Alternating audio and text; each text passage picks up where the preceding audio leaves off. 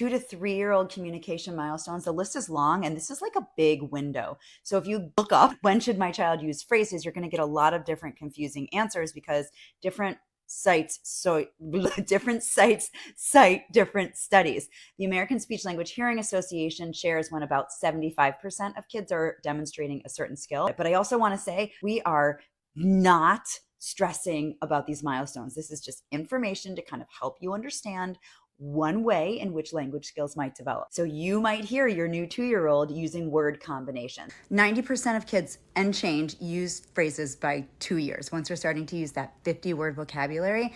So between 2 and 3 years, those phrases are getting longer. And you also might hear your child sort of easily in a relaxed way repeat a word in a phrase. So it might be like baby, baby, baby, sit down, or I want juice.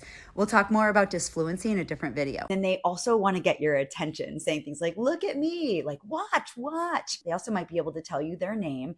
And you're starting to hear like their grammar and syntax begin to resemble ours. So they might use plural words and put that S at the end, or use different verb forms like eating or running or looked. Speech is also getting like a little teeny tiny bit more clear with certain easier to produce sounds, not all sounds.